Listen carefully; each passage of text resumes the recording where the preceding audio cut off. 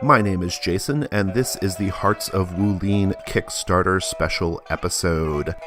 Listeners, I am joined by the authors of the game Hearts of Wulin, Agatha Cheng and Lowell Francis. Hi, Agatha. Hi, Lowell. Hello. Hey. And we are invading all of the Gauntlet Network podcast feeds to bring you some information about Hearts of Wulin, which will be hitting Kickstarter very, very soon, probably within a few days of this episode being up. Woo. Yeah, so let's start with some basics here. What is Hearts of Wulin? Agatha? Hearts of Wulin is a PBTA game, so powered by the Apocalypse game of wuxia melodrama. It seeks to replicate that kind of feel where you do sick fights, and you get to describe them, but then you also have really intense feels because of your relationship to each other. Awesome. Lowell, when we say wuxia melodrama, what are some of the pop culture touchstones that people might be familiar with? So the one that people always point to is Crouching Tiger, Hidden Dragon, where we have multiple characters in difficult relationships that can't express their feelings, and the triangles move and shift and so on. And that's probably the biggest pop culture reference, though the original sources are a little bit deeper than that. Awesome. Before we dive into some of the mechanical considerations of Hearts of Wulin, I want to talk about how the project came together, because I think it's a really interesting story. Lowell, originally, Hearts of Wulin was your idea. This was a couple years ago. You put together a basic playtest material, started playing it.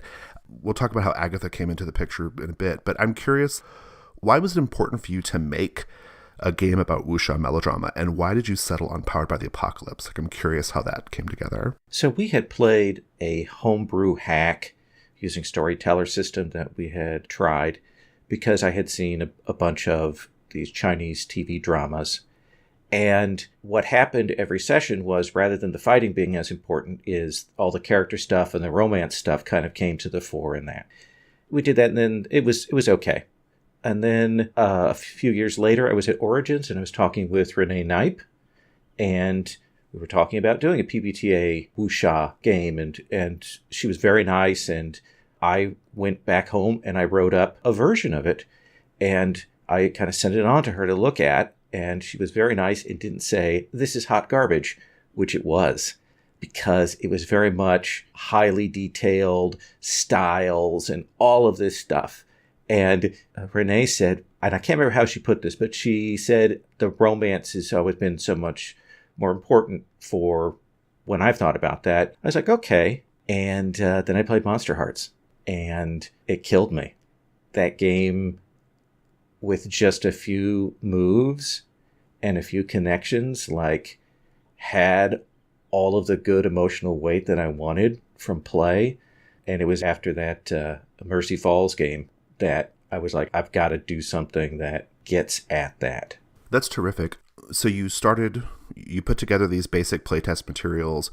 People started playing it in the Gauntlet. I was one of the early playtesters. Agatha, you were one of the early playtesters. I'm curious what drew you to the initial material, because you eventually started getting more and more involved in the project.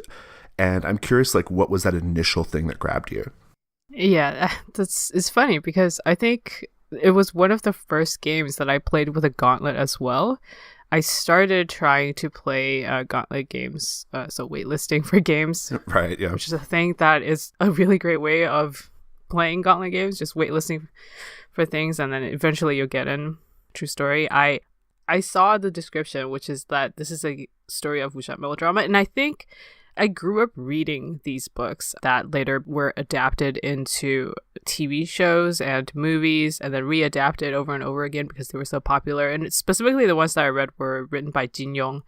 And I think it's just that kind of melodrama is ingrained into me as a deep part of entertainment. And I also watch a lot of East Asian dramas, so Taiwanese dramas, Korean dramas, Japanese dramas, especially the historical ones. They have that really heightened level of melodrama in all of their stories, no matter what they're trying to tell. So I just find that very emotionally satisfying. So when I saw it, I was like, I need to be in this game. And yeah, I remember being in that game and then being like, oh, I'm so excited because I don't know anything about the Gauntlet, and I love this style of game, and it was amazing. Well, it's so great because Hearts of Wulin as a project is really close to my heart personally, not only because Lowell is a good friend and works with me in the Gauntlet, but also because I think that the way you got hooked into Gauntlet stuff, Agatha, is like so great, right? Like you've already mentioned, like you kind of just started joining waitlists for games and you got into some games. I remember you got into one of my Wodu games at one point, and that was kind of how I first met you. And you just stayed involved. And when Lowell and I were having like conversations about where to take Hearts of Wulin next, one of the big considerations was, well, presently this is a project being put together entirely by white people, and in my case, a half-white person, and maybe we should at the very least get some kind of like cultural consulting going on or sensitivity reading, right? That was a priority early in the project, and so we understood your fondness for the genre because you were playing in the games with us, right? Like, and I think that is such a great example of like how we kind of work as a community. And so I kind of it means a lot to me just kind of seeing how it's developed. We of course asked you to come on to do that, but then as the conversations proceeded, like as we got deeper into figuring out like where this was going to go, it became really obvious that you needed to be a co-author, right? I mean, and Lowell made the pitch. Lowell, why was it important for you to get Agatha involved? When I went to run it for Agatha, that was the second time I'd run it. I'd run it for one other group, and they'd had a good time, and they were excited about it. And so I was very nervous there. Agatha understood the sources. It wasn't just Crouching Tiger, Hidden Dragon. She knew the original story. She knew where this was coming from. Her character right away was right in genre and pushing all of those buttons for what ended up being a seriously tragic story in just a few moments. There's a bit where Fraser, his character, misstates something, and Agatha's character is kind of standing and he overhears it, and there's just the movement of the fan that she has her character do that I was like, oh yeah, that's right. That's exactly what would happen. Most of what I'll be contributing to this project is a lot of cultural context, both in terms of the context from the literary genre and I suppose also the film aspect. I'll probably get Lowell to do more of that because he's watched more than I have, because a lot of these wuxia stories are also informed by Confucianism and then just his history in general, and that is sometimes harder to emulate without being explicitly stated. So that's a lot of the stuff that I'll be working on. One of the things is there's so much visually going on in these stories that are historical identifiers that we don't get in the West. We watched House of Flying Daggers, and that's set in the Tang Dynasty. Mm-hmm. That's 800 AD, and the costuming is very different. The weapons are using very different. Everything is different there. And when you watch, you can see that those are all historical markers that we don't see. And they're important because they also provide a context to what's going on more generally. All of the Xinjiang stories have a very specific time that they take place. Not necessarily that they're referencing it, but that there are echoes of what the country's like in those eras. Yeah. And I'd love for us to be able to have people go, oh, this is what's going on there. Now I can go back and look at these things and understand better what's going on in these stories. Or if someone were to say, I want to run this game, but I've never watched a wuxia film before, or I vaguely remember watching Crouching Tiger, Hidden Dragon years ago, I want to write up something that people can pick up and then say, okay, I think I have a general idea of how to set these stories and things like that. That's really great. I want to say I've run about 16 sessions of Hearts of Wulin so far, playtest sessions, using different versions of the rules. And I think that the playtest rules that I've used, they're a little more advanced now as of the day of this recording. We just released the new public playtest rules, and they're significantly more detailed than what I was running them off of. But I found that the rules got me about 75% of the way there in terms of what kinds of stories were supposed to be happening. Like, it's kind of baked into the moves, right? And we'll talk a little bit more about that. But what I really needed, because I'm not super fluent or conversant in wuxia, what I really needed was that support text, right, to really get me to the finish line of like feeling 100% confident in the game. And so that's a really critical part of it, right? And I think that one thing that role-playing games have always been really great about doing, in my opinion, if they're presented properly, is they give you space to explore a genre that you may not have been familiar with, right? And they give you different types of tools to explore it. And so I increasingly really love it when the support text in the game is not just setting material, but it's also like, this is the genre we're trying to emulate. These are the historical and cultural touchstones we're trying to hit. So I'm super excited. I think it's like a really, really exciting project overall. I think it's going to be so cool. Let's talk about the mechanics of Hearts of Wulin. I think the mechanics do a lot of the work here, and all the sessions I've run have been really, really fun. What are some of the ways that Hearts of Wulin helps emulate the genre? Like, how is that design goal being met? The first thing was to figure out how to have emotions and connections mean something. And not in a buildup of a resource or tracking or things like that, but that we have a move that is about dealing with that. And Monster Hearts showed me that it could be done. So we have our inner conflict move, which really draws inspiration from Monster Hearts.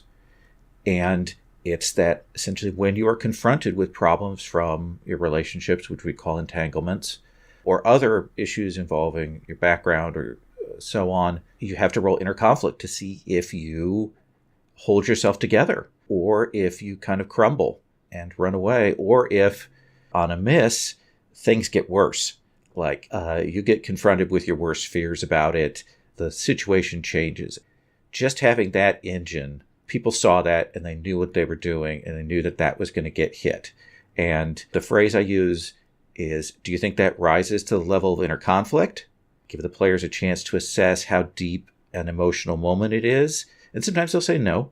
And sometimes they'll say yes, and then they put their fate into the dice's hands. Yeah, I love it. I'll tell you from playing it, it's a really terrific gameplay loop. The entanglements are there. The GM knows what they are. The GM can introduce NPCs or situations to help like push the inner conflict.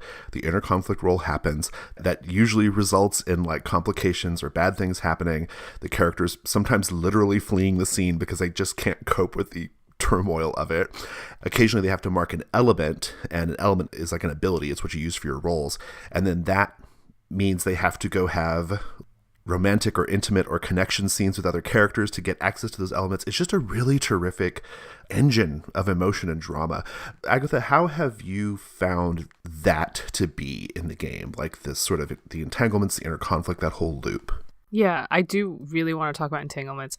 So entanglements are basically backstories that you choose for your characters. So there's the romantic and the general entanglements, and you choose one of each for your own character, and they're always pointing outwards. They generally point towards one PC and one NPC, and sometimes towards two PCs. And they're always very fraught. I have some of them pulled up. For example, a romantic one is, I love so-and-so, but my family member so-and-so is a legendary villain. Nice. So, okay. All right. No biggie. Just the worst thing ever. The way the inner conflict works is whenever a situation can touch on one of your entanglements or just, is inherently very stressful for a PC, then you would be like, hey, how are you feeling? Do you feel conflicted?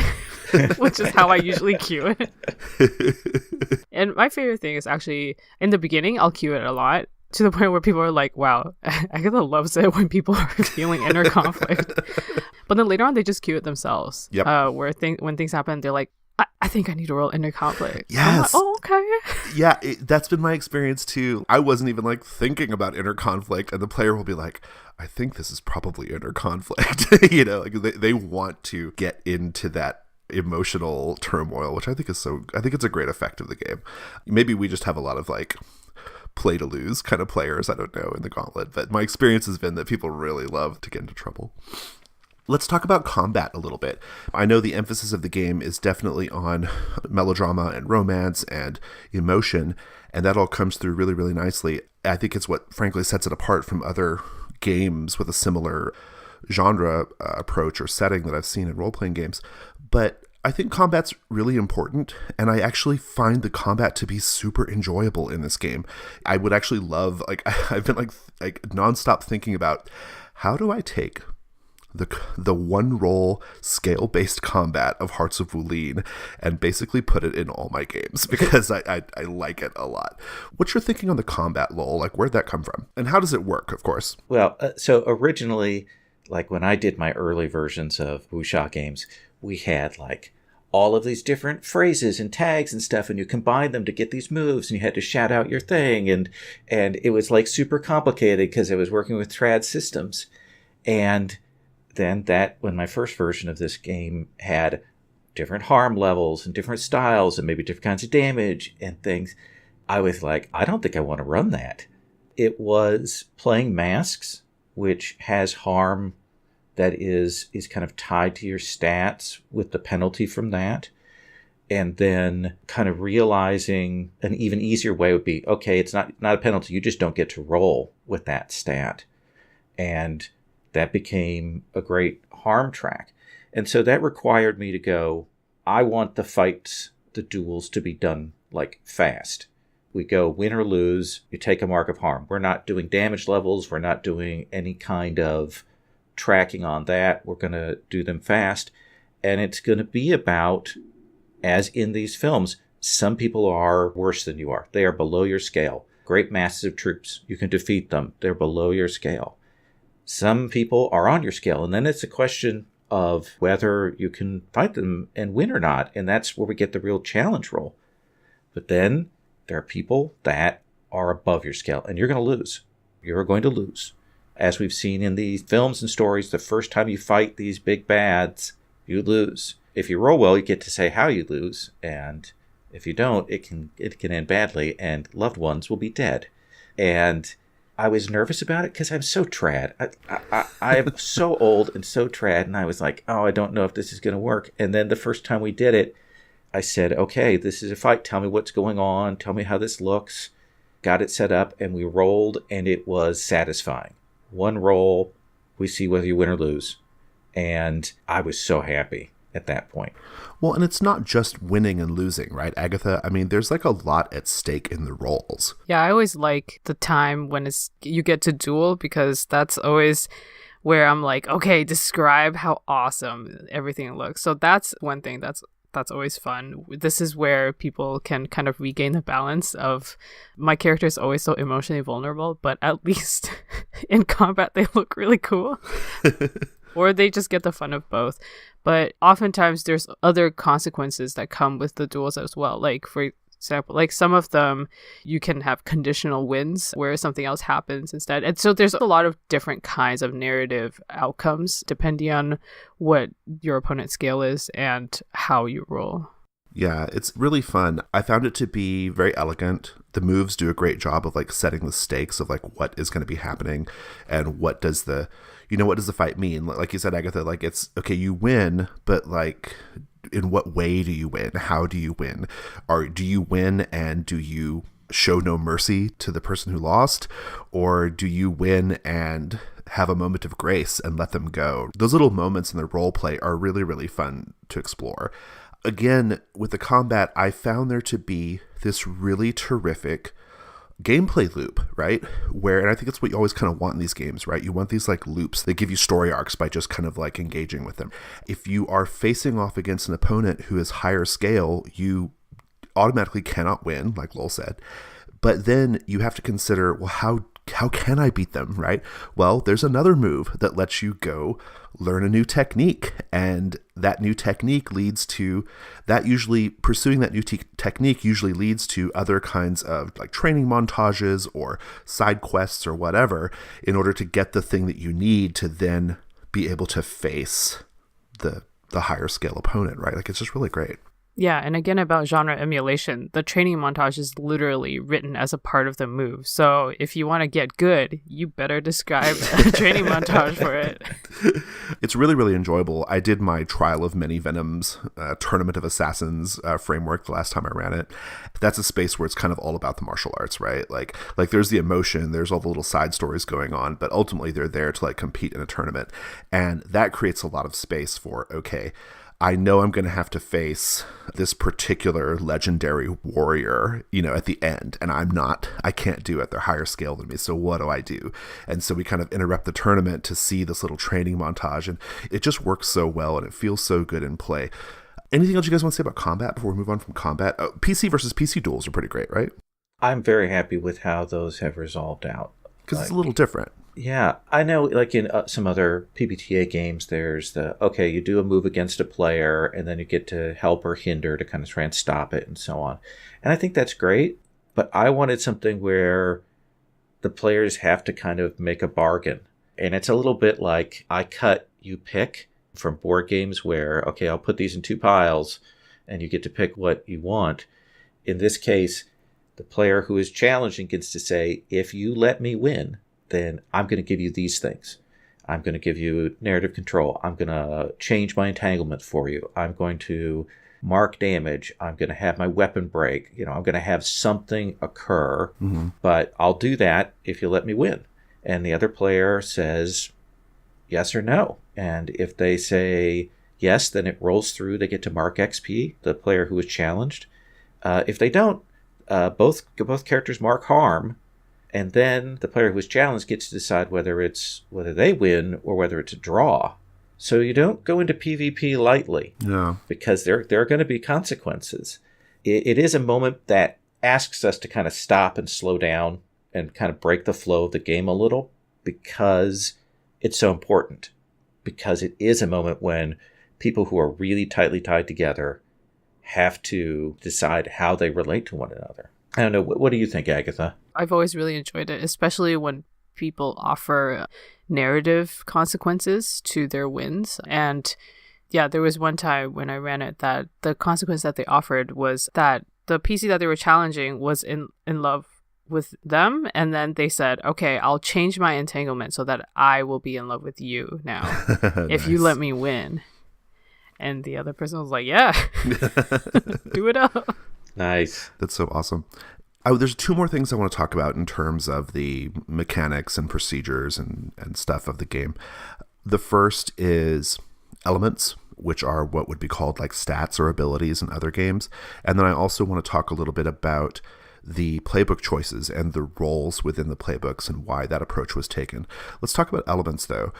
My understanding of elements, having played quite a bit now, is they are elements inspired by classical notions of fire, wood, what are the other elements? Water, metal. There's 5, right? Yeah, metal. Yeah. Earth. It's based on the wuxing. Okay, great. The 5 elements. Awesome. They are essentially like emotional states, and based off how you approach a particular problem in terms of your emotion, then you determine which element you're going to be rolling. For combat, you have a particular style element that you have to always use. This sounds like the Veil to me. Do I have it right? Oh gosh, yeah. Lowell? It wouldn't be here without Fraser kind of showing me the way that this could go. I mean, that really, because I love the Veil. I think the Veil is dynamite and probably my favorite PBTA game.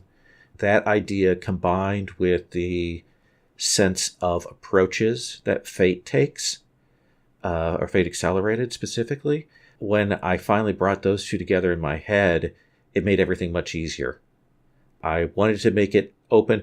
I wanted to make it so that any task that you do, you could pick any of your elements, any of your stats to roll with, and that would shape what that looked like. There's a difference in if I'm using curiosity to roll to study versus if I'm using patience.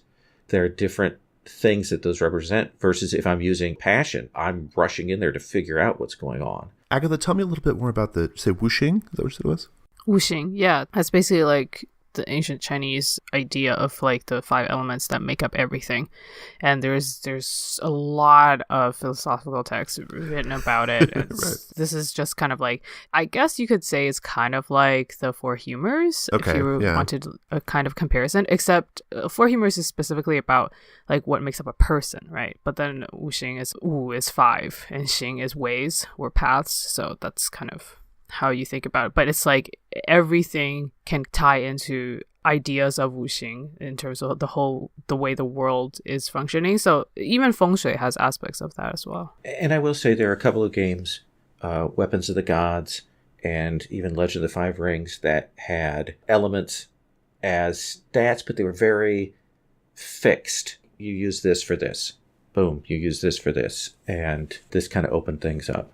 Yeah, I really like that aspect of it because the wuxing, again, it's an idea that is applied to so many different aspects of life that it is very flexible. So it's good that in this application, there's also flexible interpretations of them. That's terrific. One of the things I thought was really interesting about the elements that I don't think I necessarily did a good job of presenting to my players, and I'm going to try to do better about it next time.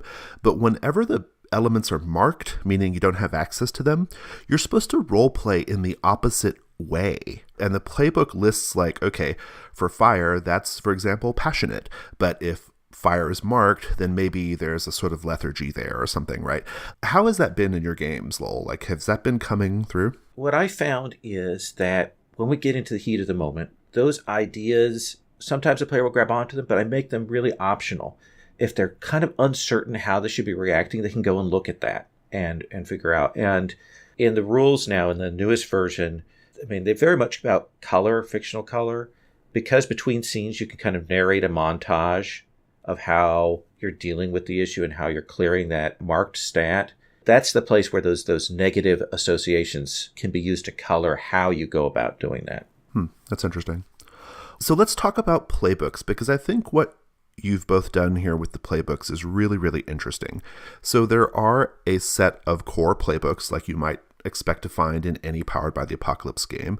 But then within each playbook, there are 3 roles. And these roles help you more specifically define what kind of character you are. So for example, one of the playbooks is the outsider, but within the outsider framework, we have 3 different roles: the rebel, the trickster, and the wanderer. I'm curious, both from a sort of like, what are the mechanical implications of this structure, but also what are the genre implications of this structure? Lowell and I were just discussing briefly what our favorite playbooks are. Of course, they're all precious babies, no favorite amongst them, so on and so forth. But we were both saying how we were very into the Lowell. And for me, it's partly because the first game that I played of it, I played a magistrate and I chose the Lowell and then the official as the background or the role. And there's aspects in the moves and the backgrounds associated with the Lowell that are about almost like a stereotypical idea of like a lot of these heroes in wuxia stories who are very bound by their loyalties hence the name Lowell, to whatever group they're the closest to or that they feel the most strong ties to. So it could be their family, it could be the emperor. So that's a thing. It could be to the imperial structure. Right. It could be to their faction. And now I'm going to get into a little bit of a convo about Confucianism, and the way that it's so deeply seeped into current Chinese social values. And of course, there's a lot of changes now in like the modern times, but a lot of like the social values about filial piety, just the expectation that you are going to be loyal to your parents and that you will listen to them and or the elders in your family. A lot of times that's like translated into English as the word duty, and I feel like duty does not fully encapsulate that idea because duty has a negative connotation to it. It feels like it's a burden. It's just something that you must do, which is true, and there's a lot of literature that kind of reflects on this idea as well and fights against the sort of conception of filial piety as a virtue. But at the same time, there's an acceptance and a willingness to uphold this loyalty that is really important to, I think, at least Chinese society, but also a lot of East Asian countries. So I feel like this playbook just encapsulates that willingness to be loyal really well. And in a way, it feels nice to me because I'm like, oh, I understand these values and they make sense to me. This is really great. I feel like we just got a really terrific preview of the support text of the game, and I'm very excited to read it. True. Yeah, no, it's awesome. No, it's super cool. I mean, when I read these playbooks and the roles, obviously I'm not as steeped in either the genre or Chinese culture. But what I found was really fascinating about the role selections was I felt like I was getting genre, right? Like I don't even know the genre that well, but I read them and I thought, this is getting me pretty close to knowing what I need to do here. And I thought that was really great. Like, Lowell, what were some of the genre considerations as far as these choices go? Well, originally I had thought about the sort of the major archetypes, and I had kind of looked at maybe, okay, well, when you advance, maybe when you move from student to loyal, and that there's a special move for your change there, and you evolve and things like that. I had this whole thing in my head. But once I got the archetypes down, I was like, okay, well, I need to have some examples so that people can get what I mean by outsider or get what I mean by loyal. And that evolved into those roles. Is I wanted to have 3 solid examples that were very different that would be within it. It's, the aware isn't just a scholar. I mean, the aware has the sifu and so on. And they use knowledge and scholarship and teaching in different ways. I think that gives a sense to the player of, oh, this is the space that I'm working in here. That's super interesting. One thing I want to note about this setup, because I think it deserves to be said, I don't always love when Powered by the Apocalypse games do this. Like, I don't like it when you choose a base playbook and then you choose some occupation or some backstory that you like, and then you mix and match. Like, I don't usually love that. Like, I find it to be physically kind of annoying because you have multiple pieces of paper, or it can be incongruent thematically. You end up with these weird combinations. And what I think is really great about what you've done here with this game is it's all on one page. The role adds just a different move. There's like a single move that the role brings to it, but it's otherwise the role exists within the larger playbook structure. So you have this like basic coherency, and I don't know if that's making any sense to you both right now. Mm-hmm. Yeah. but that's how but it's nice. It's one of the best implementations of this kind of backstory or background choosing I've seen in a PBTA game. I will say that one of the driving forces for all my design decisions is, how does this look at the table? Yeah, how do I you can make tell. This easier? Yeah, it definitely feels like, yeah. Oh, this is like you just circle a thing and you're done, right? There's yeah. no like, I need a whole other piece of paper, or I need, yeah. So I really like that. Yeah, I run a lot and I want to make it as streamlined as possible. Agatha, is there anything else you want to add about Playbooks? Well, I did want to say, aside from my favorite quote-unquote playbook, I also have a favorite quote-unquote move. I don't know if we wanted to mention all of the playbooks, but another one, so the one that Lowell just mentioned briefly, the aware, that kind of like wise and or scholarly archetype. One of my favorite moves is from the aware, called the promise, which is when you attempt to keep someone from dying in your presence, you roll, and then nice. Depending on how you roll, they'll survive, but they may be in a coma for a dramatic appropriate amount of time, or you can keep them alive but then have to pay a cost, or on a miss, their death haunts you as an entanglement. So good. That's so great. It's so melodrama. It's so soap opera, right? I love it. Like, I think it's so great. I've seen that used very well in several games. Yeah, it's such a good one. Lowell, do you have any favorite playbooks or moves or anything? I love the move where you can go and talk to a named agent of the big bad. It's not just, you can't just talk to the big bad, but you have to go talk to one of their lieutenants. You can try and change their loyalty. And I love that because that's so in genre, where you make them hesitate and they're thinking about, all the bad things that have gone on. And sometimes they'll come and help you, and sometimes they'll run off and get themselves killed. But I love that one. It's terrific. I also have to call out, just one more thing, is originally there were just 5 playbooks, and it was my wife Sherry who was like, I want a character that doesn't know martial arts but kind of does know martial arts. And that's where we came up with the unorthodox, with the accidental. And then that allowed me to find a place for the character who has to hide themselves, which comes from a lot of these movies. And then the character that is my sort of take on Avatar Last Airbender, where you kind of don't have control of your powers. And there's a little bit of that. The unorthodox is the playbook that can get a little bit silly or at least can move it into comedic stuff, so the GM has to kind of look at it there. But I adore that one. Yeah, I think it's also one of the players' favorite playbooks to choose from. Okay, before we start talking about the Kickstarter, I want to just ask if either of you have anything else you want to talk about or mention before we leave rules and mechanics. Me. Yes, please. Okay, so I wanted to add one more thing about entanglements that I love. And, okay, everyone, buckle in your seatbelts for another tiny bit of cultural context that I love about the entanglements. So I actually only discovered this when I was chatting about it with Daniel on Agents Represent, and I was kind of verbally processing, which is how I usually do.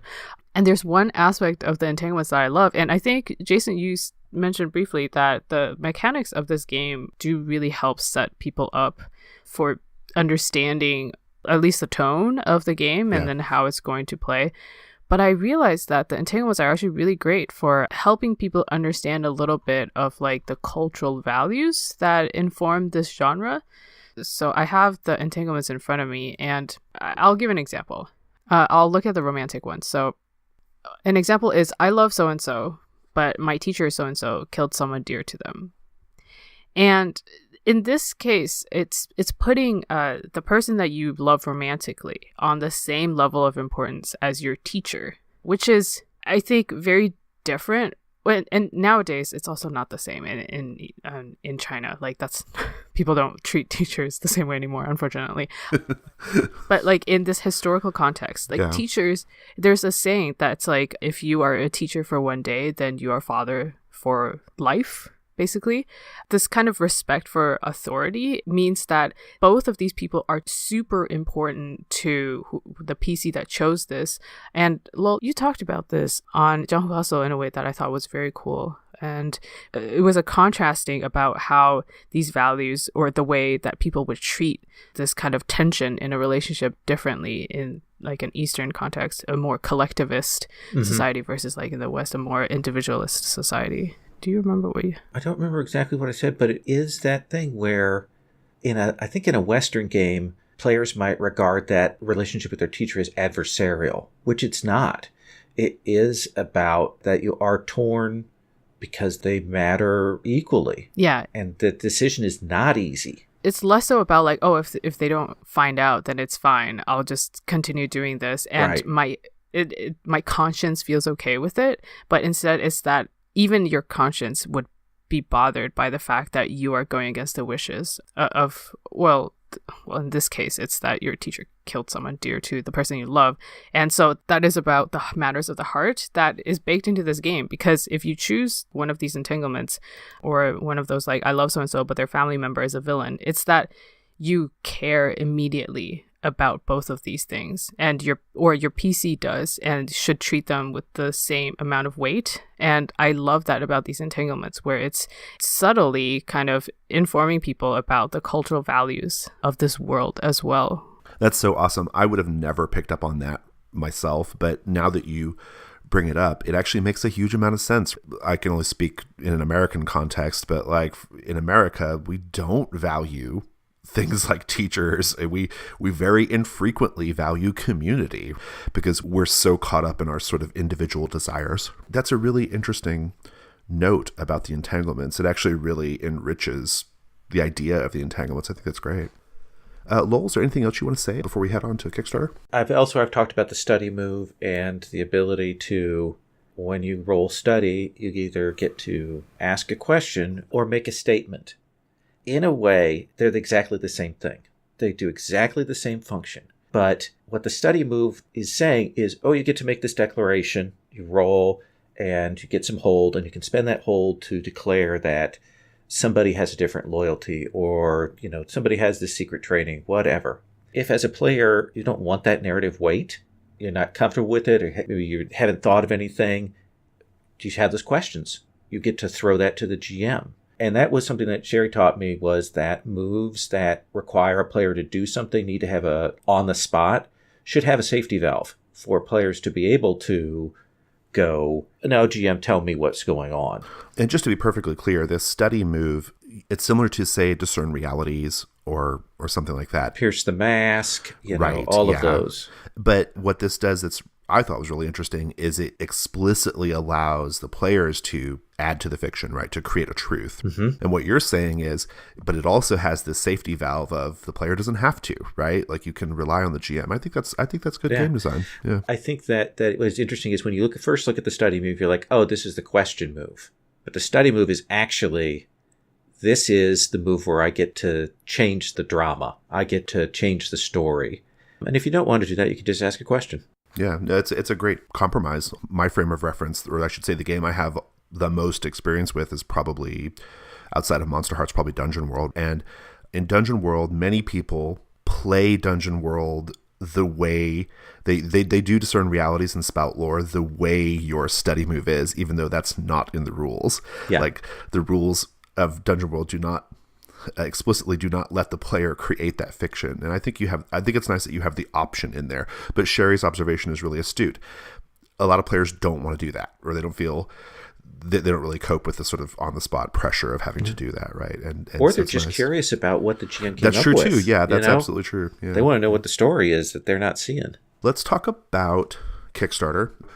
Listeners probably already know this, but Hearts of Wulin is being published by the Gauntlet. It's our first standalone game project, and we're really excited about it. And my role in that is to develop the marketing of it. And a big part of that marketing plan is the Kickstarter campaign, which will be launching in a few days. I think we're targeting, I want to say May 7th is the date we're looking at. Right. And I just want to throw out so that listeners understand what's going to be available on the Kickstarter. And then I'm going to ask both of you about, maybe it's not totally confirmed yet, but maybe some hopes and dreams for stretch goals. I think that might be fun to talk about. Listeners, in the Kickstarter, you will be able to back at levels that get you can get Hearts of Wulin, the core book, digitally with all of the digital stretch goals that are unlocked during the campaign. You will have the option of getting a softcover book, and you'll have the option of getting a hardcover book. Many Kickstarters do not give you the hardcover option right away, or they require the campaign to hit a certain dollar amount before they can make hardcover available. But we're very fortunate that we have the financial wherewithal to make hardcover available immediately. So you'll have the choice. We're also going to have hardcovers that are signed by Agatha and Lowell. There will be a limited number of those available. And then we're also going to have, much like we did with the Codex Kickstarter, we're going to have pledge tiers where different members of the Gauntlet community, including Agatha and Lowell, will run sessions of Hearts of Wulin for you in addition to getting your copy of the book. So those are the basic pledge tiers that folks can look forward to. I want to talk about stretch goal ideas. One stretch goal is we have this really, really beautiful art by Minerva Fox. And if you follow us on Twitter, you've seen us posting that stuff all over the place. I'm excited about the stretch goal that lets us make the interior of the book entirely color. Right now it's set for black and white, but if we can hit the color stretch goal, I think it's going to be really, really, it's just going to take the book to a whole other level of like beauty and presentation. But what about some of the substantive stretch goals? Like what are we kind of hoping for here? None of this is confirmed, but just, what's your dream stretch goal? Agatha? One stretch goal that it is definitely a huge dream is I want a different setting for this game where it can be based on I'm thinking specifically like a Korean drama kind of setting, because I feel like a lot of these mechanics are really adaptable to a lot of genres that have high melodrama, but specifically because I grew up watching Jumong, which is one of those epic historical stories about this Korean king. And I would just love for this to be adapted. That'd be so cool. Possibility, listeners, possibility. Lowell, what's your dream stretch goal? I have a bunch of them, but the one that I really want is I want a version of this, an adaptation of this, to do a school dueling game a la Revolutionary Girl Utna, which is a slightly more obscure anime series that I adore. Wait, Lowell, can you say that again? Did you say Revolutionary Girl what? Utna? That's so horrible. Am I saying that terribly wrong? How am I saying it? Well, you're saying it with your accent, which is With my Hoosier accent here. Aww, Say it for me. Say it for me, Agatha. Well, I don't know. I'm not Japanese. Okay. You're just calling me out. Anyway, it's one of my favorite. It was a manga. It was an anime series. It has a very weird movie. And it's about a strange school that this heroine goes to. And there's all this weird stuff going on. And there are these duels being fought in the background with the student council. And I want something like that. That's what I want. Awesome.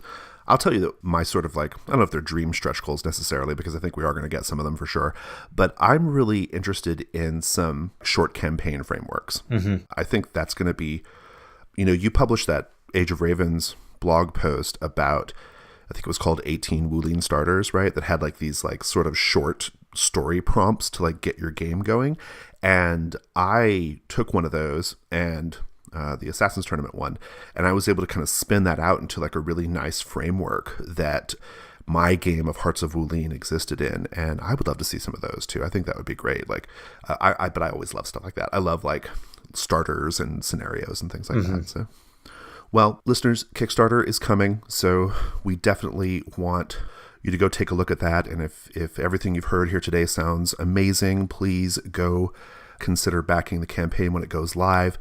Before we leave, I just want to express to both of you, this project sounds, it doesn't sound, I know it's amazing, I've played it, but it's super special to me because I have grown so close to both of you over the last, Lowell over the last few years and Agatha over the last year or so.